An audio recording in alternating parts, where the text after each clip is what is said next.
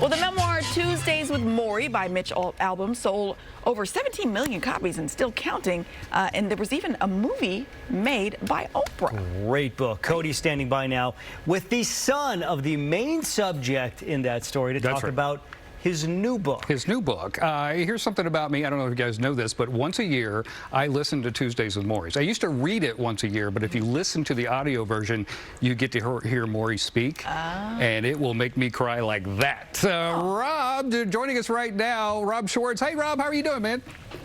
Very well, thank you. You guys have some ice cream for me too? Oh, you know what? After this segment, I'm going to need it. I told your publicist I would not cry during this interview, but Morrie meant so much to me and so many people out there. But you found this manuscript in a desk after Morrie had passed away. Did you feel like Morrie was trying to tell you something when you found that?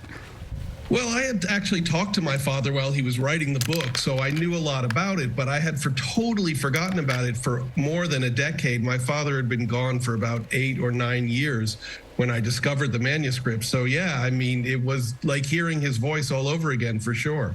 And could you actually hear his voice when you were reading it?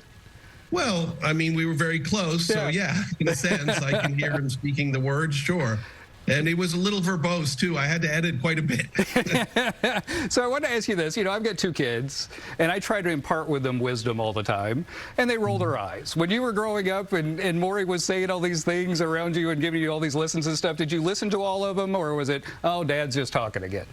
Right. I mean, I think what you're saying is a very typical experience for kids. Kids are never going to think, oh, my father's super wise, I should listen to everything he says. It's always going to be, all right, this guy thinks he knows it all. So I probably had a similar attitude to your kids, yeah. Fantastic. Okay, what can we learn in your new book? What can we learn? Right. Well, this book is about living joyously and creatively, and it's particularly aimed at senior people, at people who are aging. My father hit a certain age in his life. He never thought of himself, there it is, he never thought of himself as aging or elderly, but he hit a certain point and he realized that he was viewed that way by other people. And he started to investigate it, and he realized, first of all, that our society has a really ageist view. At a certain point, we just want aging people to step aside. And he thinks that's so wrong, that elderly people, aging people have so much to offer society.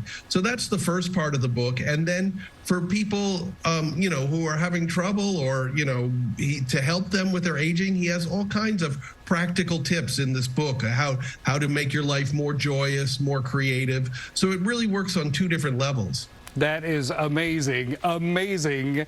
That is so cool. Okay, so what is the reaction you're getting so far from the book? Oh, I mean, Tuesdays with Morrie has so much goodwill, right? People loved it so much. So the reaction has been fantastic. As you know, in today's world, it's hard to get the word out. So I'm really grateful to you guys for doing this segment. Absolutely. And I'm really trying to reach people and let everybody who loved Tuesdays with Morrie know about this book.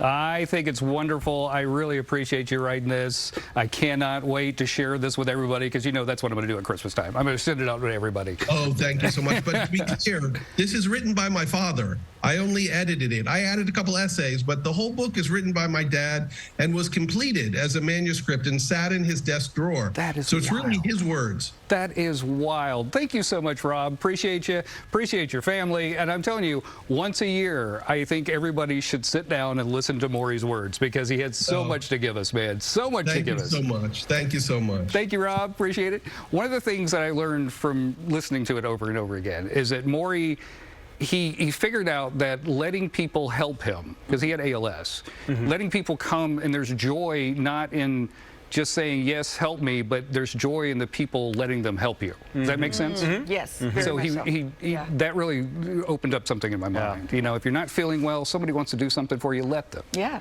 Because it works for them as well. It's healing for them, too. Yeah. All right, back to you guys. I love that book. It's been a while. I think I need to revisit it. Once a year, man. I'm telling you.